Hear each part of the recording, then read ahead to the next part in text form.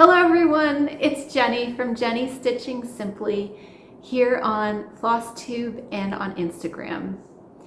This is normally a channel about cross stitch, but today I wanted to share with you a step-by-step tutorial on how to make Ukrainian eggs. This is something that my family has always done. I think I learned when I was about 5 years old, and it's always been extremely important to me. And over the years, I stopped carrying on the tradition, and I always think, I'll do it next year, I'll do it next year.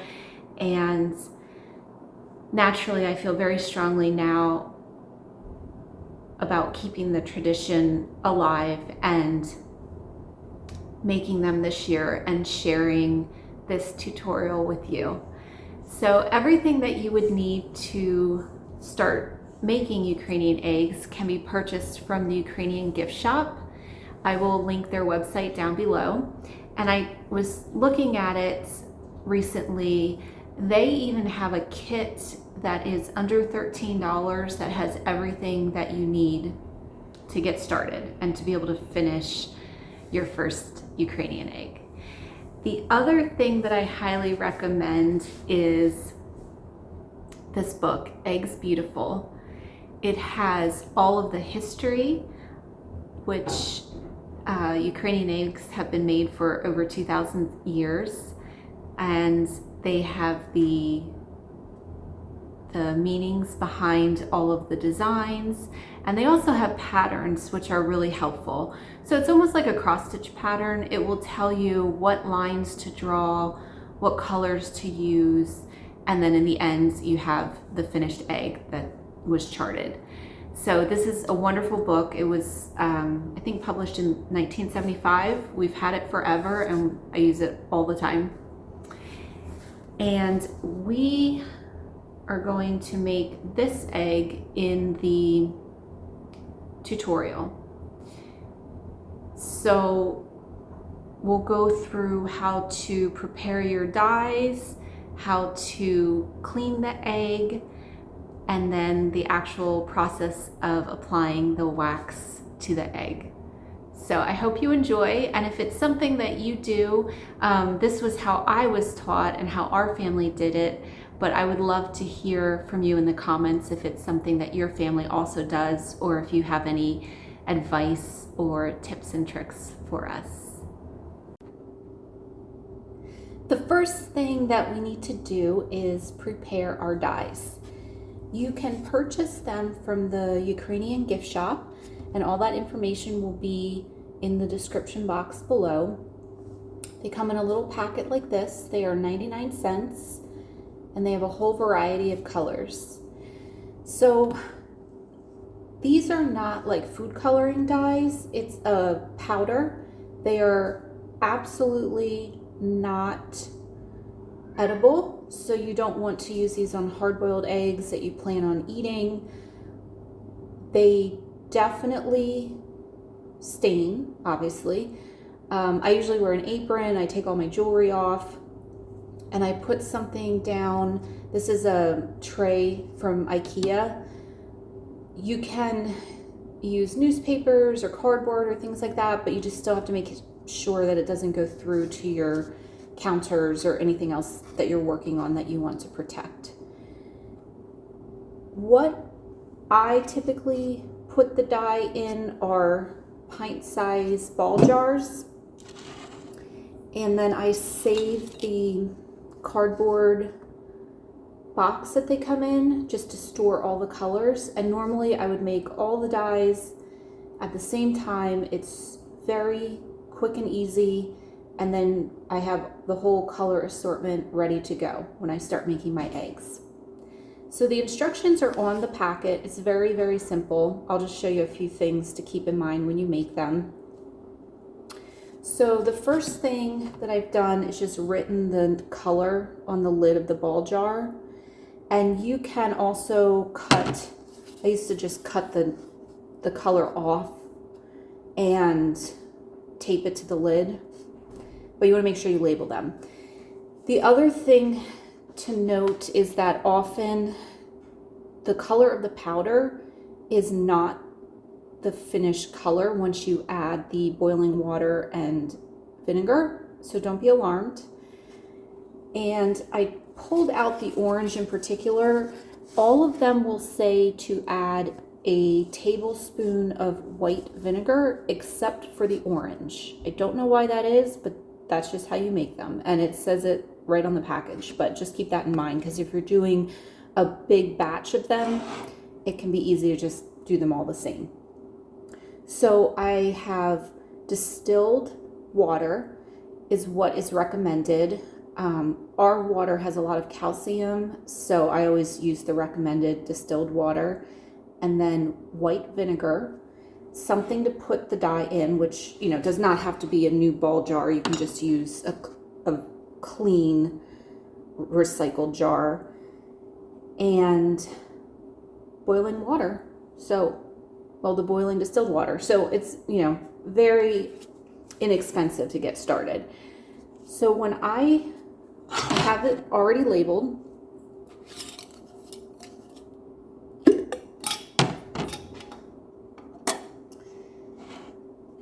and I always add the color first. When you take the dye out of the paper sleeve, it's in another packet.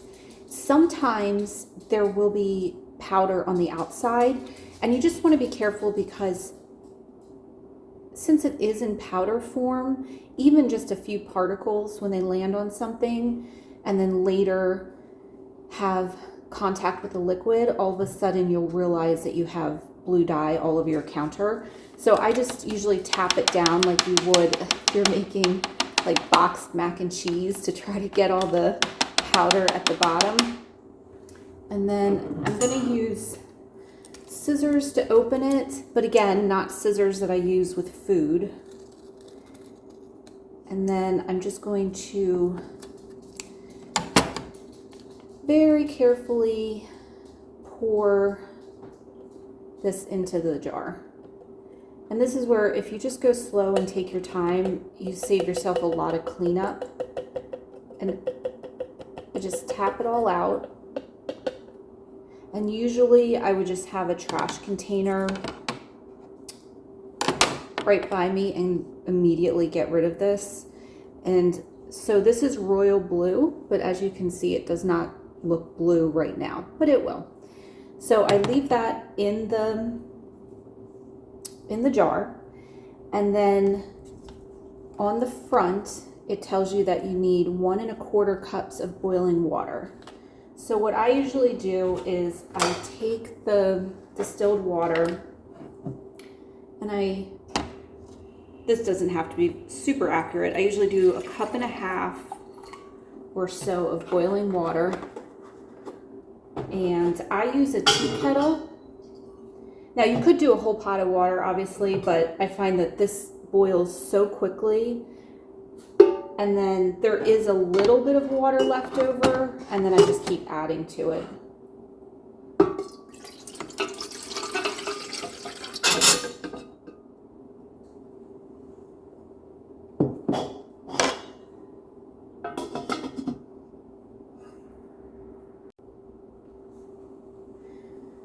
Now we are going to take the boiling water, and this I am more accurate on. This is 1 1/4 cup.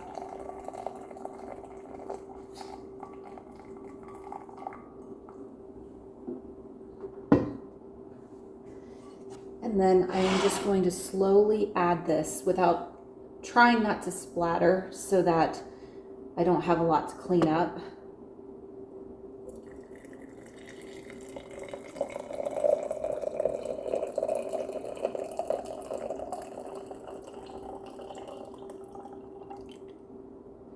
And you can see, even doing it slowly, it ended up on the Pyrex. So that's how easy it is to get it everywhere. And then after that, I'm just going to add a tablespoon of white vinegar. I usually pour it into a smaller bowl rather than trying to pour it directly out of the giant vinegar container.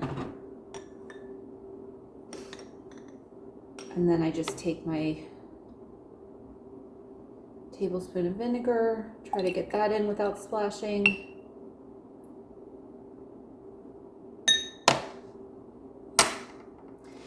And as careful as I'm trying to be, I do have splatters on the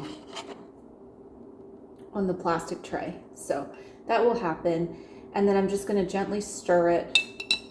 It's basically dissolved as soon as the hot water hits it. And this spoon is only used for making the Ukrainian egg dye. This is not one of our regular spoons.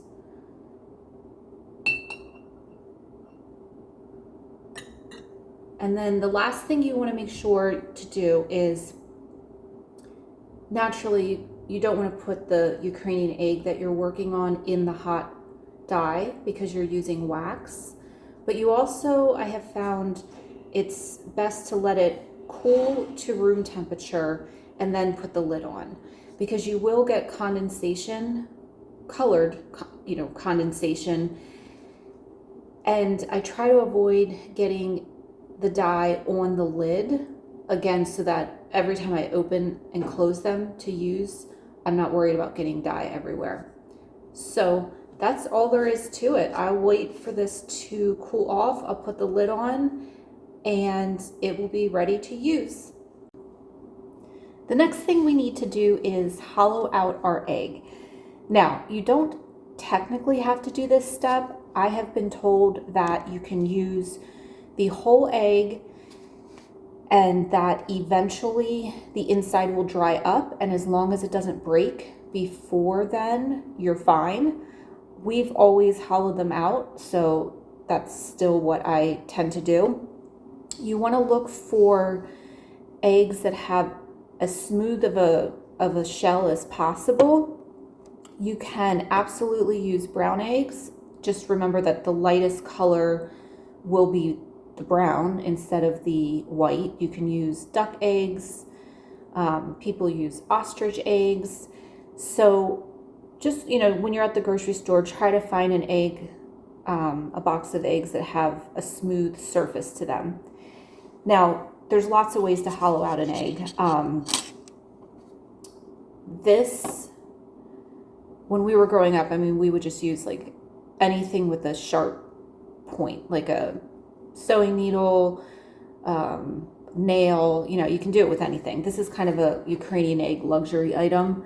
So you can also purchase this at the Ukrainian Egg Gift Shop, and it has all the directions on the back. It makes it really easy.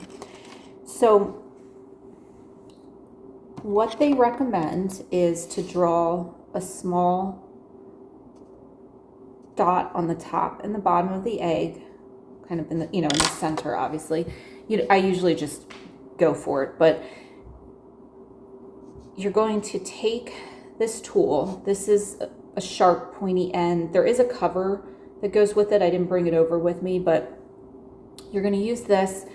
And they recommend getting the hole started with this and then using a nail or a small screwdriver to create about 1/8 of an inch hole. I have just been using this tool to make the hole, and it's been working well. You also ideally want to use eggs that are room temperature, and that will give you the best results, less chance of breaking the egg. So you want to start at the larger side of the egg, and you're just going to gently push.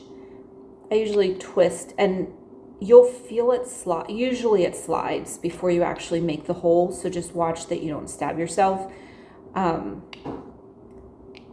then you'll feel when it kind of grabs the surface and starts to create the hole. And then I just keep gently working it in.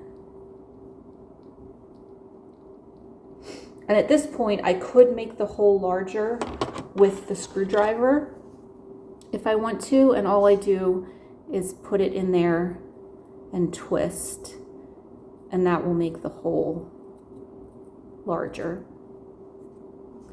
So you have a hole on one side, and then you're going to repeat the process on the smaller end of the egg.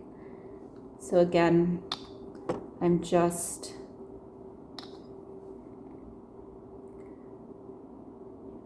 kind of twisting at first. It'll slide, it always seems to slide. Then you can feel it grasp, and then I'm just going to keep gently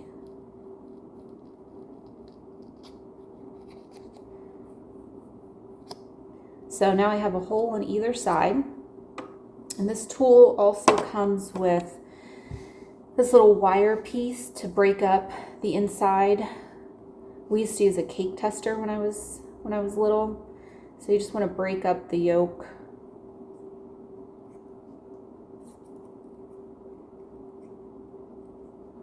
Usually I have to stop and do this again in the middle. And then I usually put them in a bowl because obviously you can cook the eggs and you don't have to throw them away. Now you want to put this tool on the large end of the egg. And then this is where, ironically, you'll often crack the egg at this point if you're not doing it gently enough, or if there's too much resistance and you just keep going. So sometimes it just comes right out, and sometimes you have to go back in and, break it up more. But if you're using too much force, this is typically when it will break. And the other thing that I should mention is, before you even start this process, you want to check and make sure that there are no hairline cracks or anything, or blemishes on the egg. And sometimes you have to get the little pieces off. This is probably the longest that it's taken me to do this, because, you know, when you're trying to show someone. This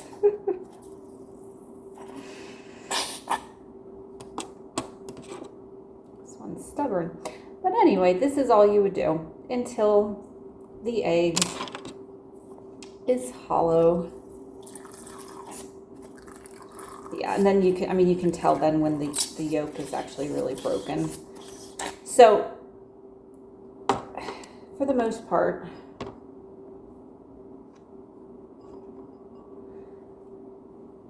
this egg is now hollow.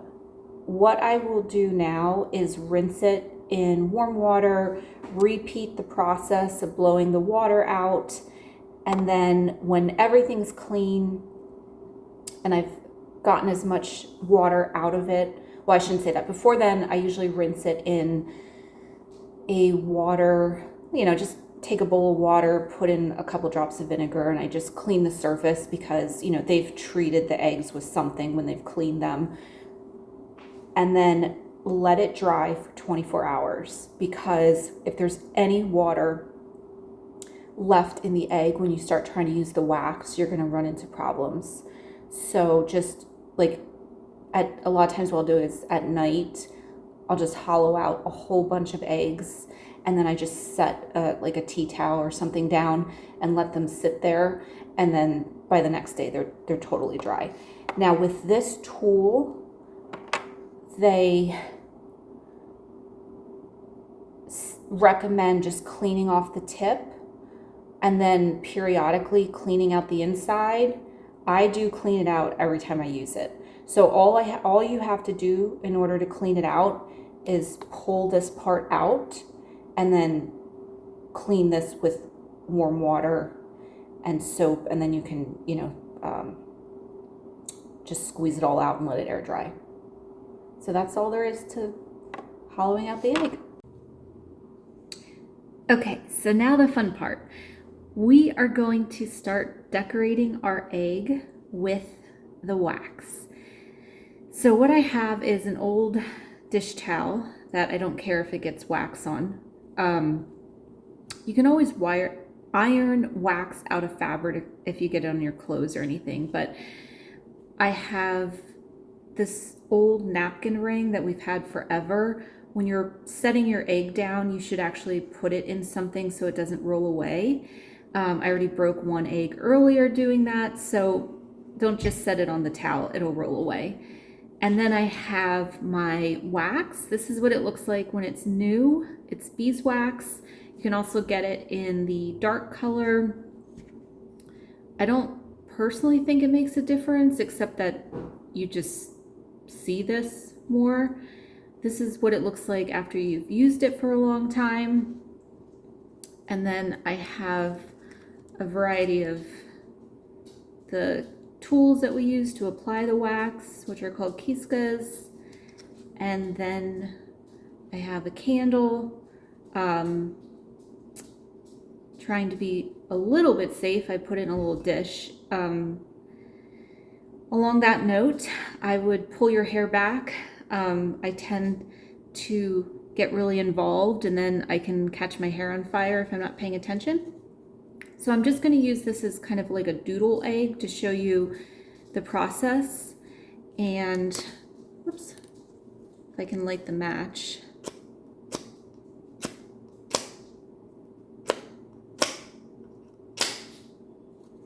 Okay, just kidding. This is probably the hardest part of the process. I guess if you have a lighter, that works too.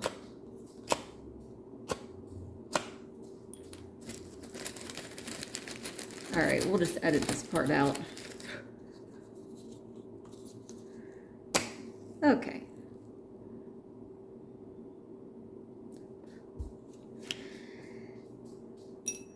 So normally I would put the candle directly in front of me, but then you can't really see what I'm doing. And I do that just so that I'm not reaching across the flame. I have different varieties of the Kiskas, the wooden kind with the metal funnel, and then I have the more modern version with the plastic handle. This one I would say is probably, is a little more accurate, but this one's really fun to use. They do make them in fine, I think medium and large or something, which is indicated by the color on the end. But I don't remember what the colors represent anymore because we've had these for so long.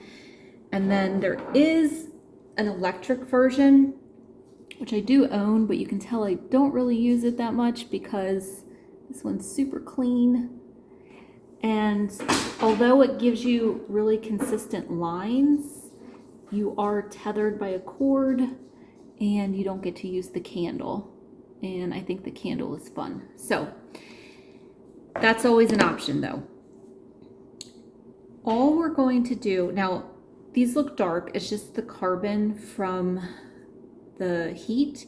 So we can always clean it off a little bit by heating it and then wiping it on the towel. And I'm just gonna doodle on this just to kind of show you the process, and then I'll go through an actual pattern later. But what we do is hold the tip, or the funnel part to the flame to heat it up. And we're typically holding things to the side of the flame, not directly over it. And then once that's warm, it's super easy to just scoop. I'm just scooping a little bit of wax. And then I'm heating it again to melt the wax. And then at this point, I can start drawing. So I use now I'm gonna have to probably reheat as I talk, but I usually use my pinky to brace my hand. And then you can just start practicing. If nothing's coming out, it's because the wax is not warm enough yet. You could start by just practicing making little dots. I have not actually done this in several years, so I'm practicing too. So you could just start by making little dots. Now, everything that I'm drawing right now, if I were to put it in the dye, would be white. Because just like a batik or any kind of wax resist process, what I'm covering is going to stay white. So maybe I'm just practicing making a little flower here. And this is just like anything else.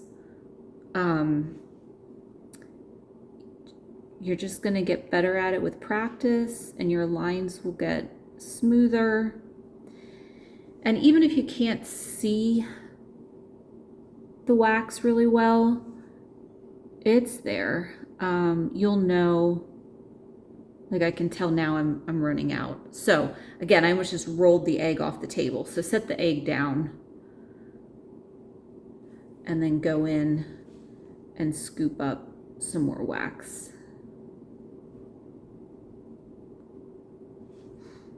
And then just heat it.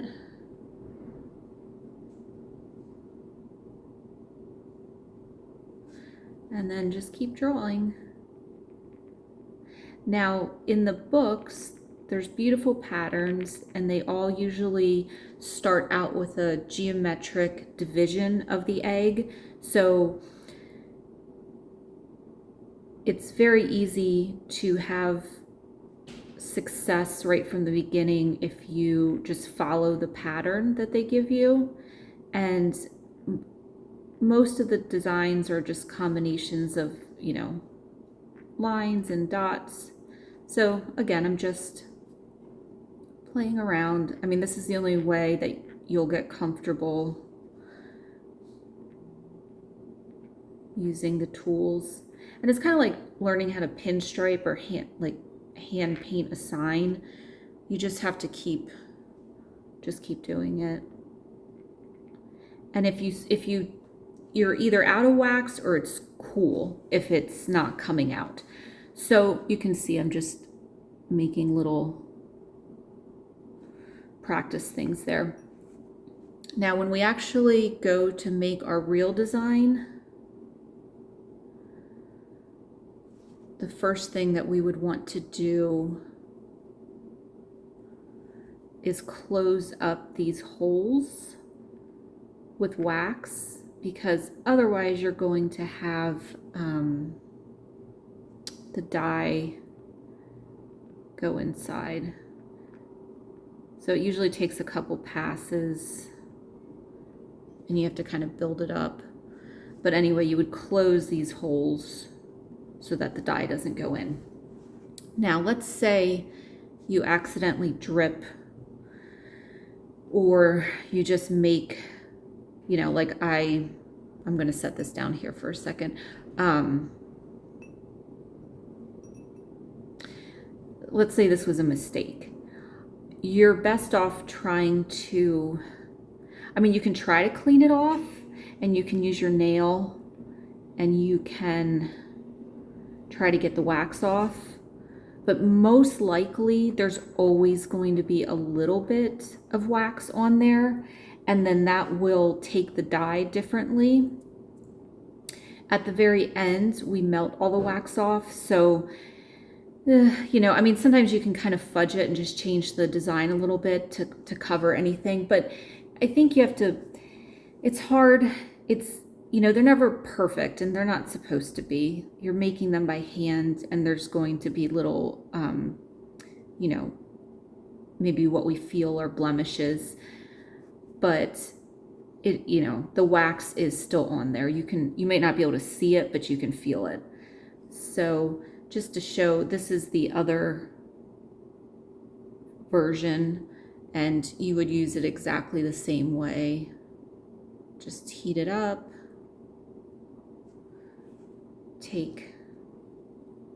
put that down. Whoops. And it does, I mean, it's hot, so just be careful.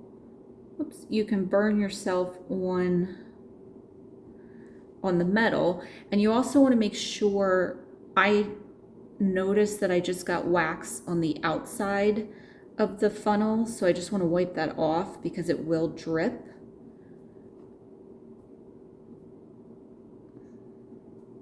And you can have like a piece of paper or something to kind of get it started on, but this one does give a bit of a finer line.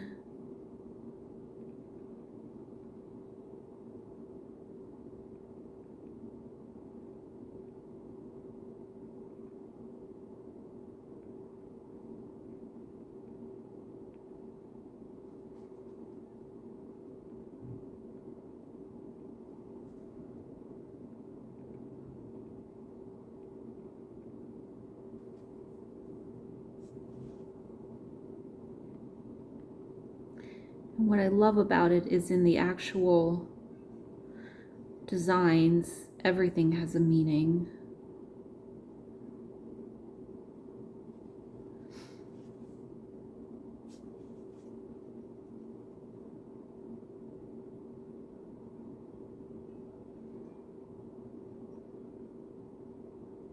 And I think part of the trick is, just like with hand lettering or pinstriping or things like that, just keep moving.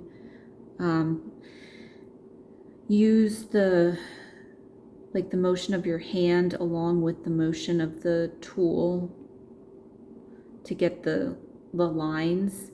And if you know that you're going for, like, you have a long line to do, just make sure that you have enough wax in the funnel to get as much of that line done as possible. But that's all. I mean, that's really the whole technique there. So everything that I drew on this egg, if I put it in yellow dye, all these lines will be white. And I'll show you that process in a minute, but just to see how we do this. And we're just heating it, and it smells so good.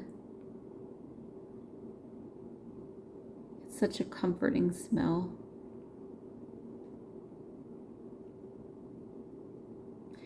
And like we talked about when we were blowing the eggs out, the smoother the egg is, the better your chances are of having success making smoother lines. So that's our little practice egg. Make sure you blow out the candle too.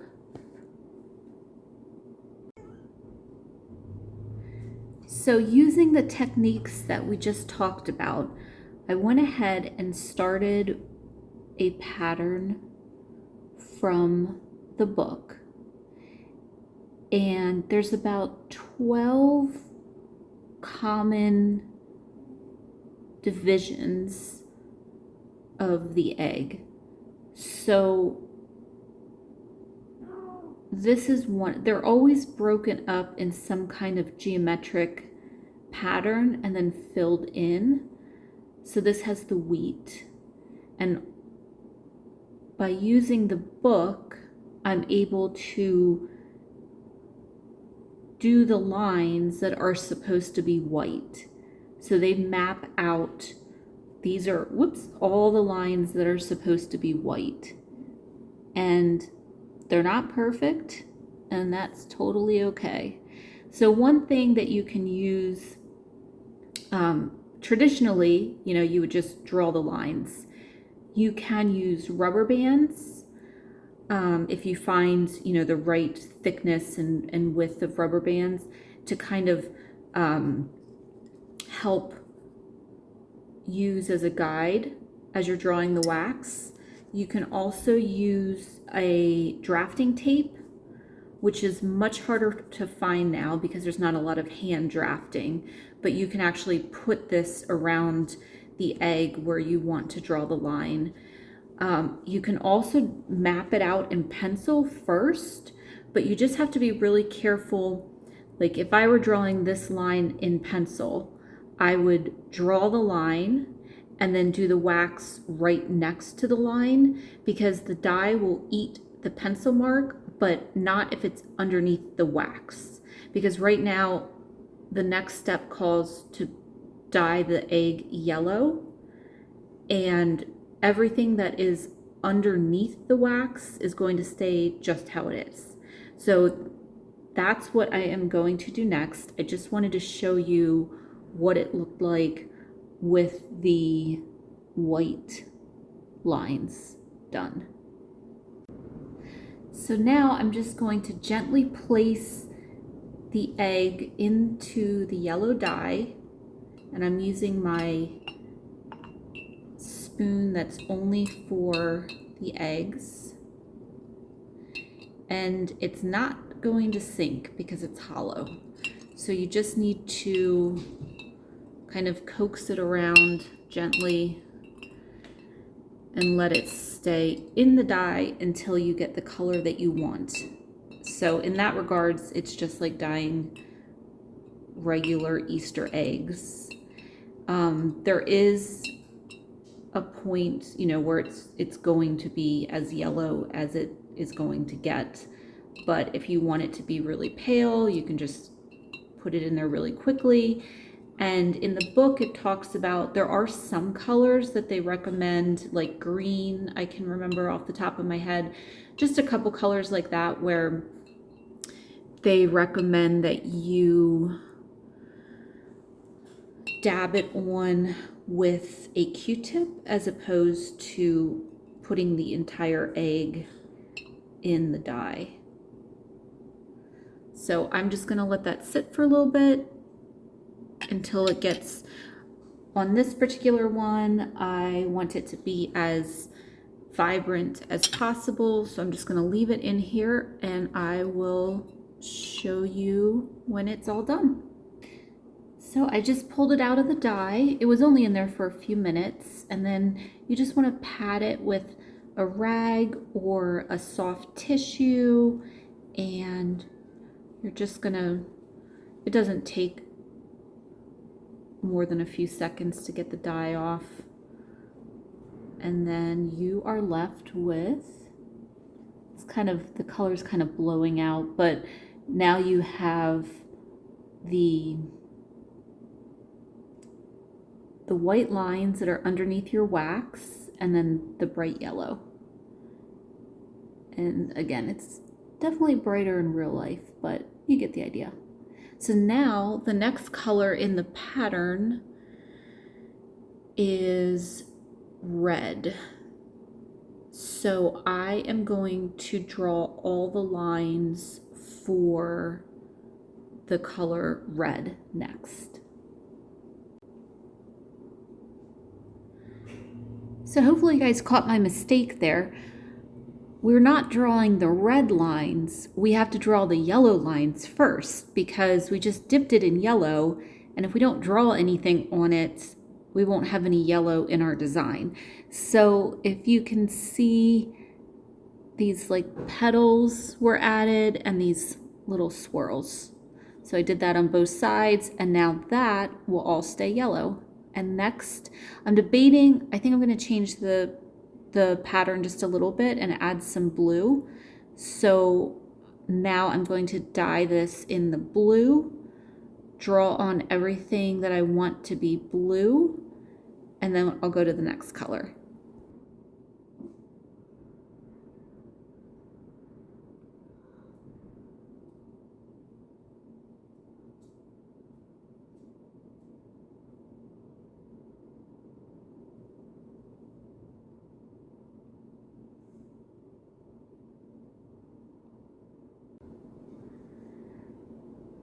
So I have gone ahead and dipped it in the scarlet dye and then drawn everything that I wanted to remain red already with the wax, like the center of these flower petals, and added some more dots. And now the final color is going to be the black, which is not always, but often the final color in traditional Ukrainian eggs. So I'm going to do that next, and then I will show you how to remove all the wax from the egg. So we've dyed the egg in the black dye, and now it's time for my favorite part. We are going to melt the wax off, and this is when you can really see how it turned out. So we're using the candle, and what you want to do is very carefully move it along the side of the candle, not over it, or you'll end up with a black carbon spot, and you will see it start to liquefy, and that's when you want to stop and just wipe it off. I don't know if the light is good enough. We're having a storm right now, but you can kind of start to see where the wax is coming off. And so I will just continue this process. And they recommend just use a soft cloth. I'm using this old towel, where you could use a soft tissue,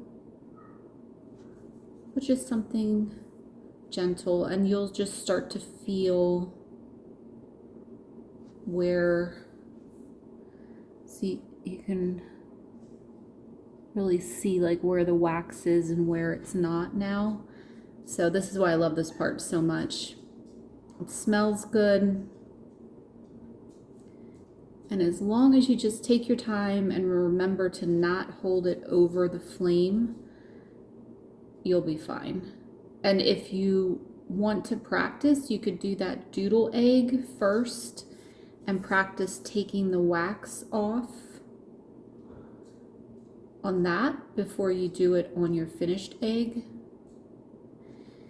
And one thing that I forgot to mention about the dye is that unlike Easter egg dyes, the colors don't layer. They remove the color before it. So you always want to go light to dark and just leave it in until you see that all of the previous color was removed and then replaced by the new color. So for example, the turquoise that I did after the yellow, it took a little bit of time for, not a long time, maybe 10 minutes or something, for the scarlet color to remove the turquoise and then replace it with the scarlet. So you'll figure out which color, which color order takes the most time to do. And the black, as the last color, you definitely want to, leave it in there long enough until you can see that it's thoroughly covered the whole egg. So I don't know if you can see the part that's been removed already versus the part that still has wax on it. And naturally, the more, this is not a super elaborate design.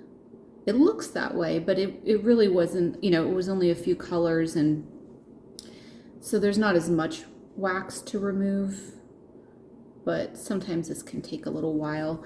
If you're doing a lot of them at a time, you can actually remove the wax in the oven, and there's instructions for that in the book. I have not personally done it that way because I like using the candle, but a lot of times people will do it more assembly line, like do all the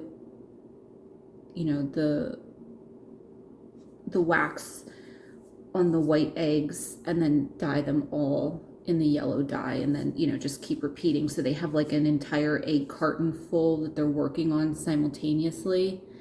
I usually tend to just do one at a time. So I have almost all of it off. I'll go back again and just double check. You can just feel with your fingers, and then at this point you can either leave it the way it is or you can varnish it. So I will see which I decide to do. We used to just take the varnish directly out of the can with our fingers and just kind of work it onto the egg. And then you can make a little stand for it. I'll show you so that it can dry.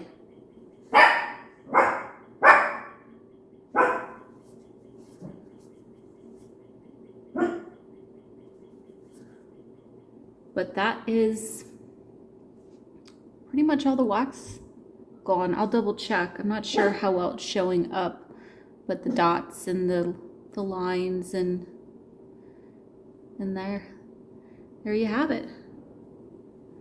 Finished egg. Thank you so much for watching this tutorial. I hope that it was helpful. If you have any questions about the process at all, please feel free to reach out to me through email. My email is in the description box below. And there were a few things that I did not cover in the step-by-step process. One is the dyes. I have used dyes for several years, like the same batch of dyes. So this is not something like dyeing Easter eggs with food coloring where you would use them and then get rid of them the same day. So once you make the dyes and they're in clean jars, they will last quite a while. The other thing that I did not go over in the video is the process of applying the varnish. Traditionally, I mean, people just call it varnish, but it's just polyurethane. And we always used it straight out of the can and just literally took our hands and wiped the egg with it and just gave it that clear shine. You don't want a super heavy coat, just a really light glaze of it. I've never tried the spray version on the eggs. I'm assuming that would work, although they're so light, it might actually move the egg if you're too close to it. And unfortunately, I don't have one made to show you, but if you just pretend the book is, if this were a piece of wood or foam core, you can just put nails up through the bottom or pins on foam core, and then you can use those to rest the egg on while it dries. And naturally the idea is to have as little surface area touching the egg as possible while it dries. And then the other thing that you can do, I've never purchased them, but I think I may do that this year. They make these little pretty kind of like filigree metal pieces to go over the top, and then that will cover the holes that were created when you remove the inside of the egg. So those, again, you can get at the Ukrainian Gift Shop. And then some of them have a little hanger so that you can actually put like a piece of metallic thread through it and then hang it on. They make stands that you can hang the egg from. So I think that's everything that I forgot to mention while I was actually showing you. And thank you again for watching. I truly appreciate it, and enjoy making the Ukrainian eggs. It is close to the Easter season, and yes, obviously it's a great time to do it, but it's something that you can enjoy as a hobby all year long also. Thank you so much, guys. Stay safe, and I'll talk to you later. Bye.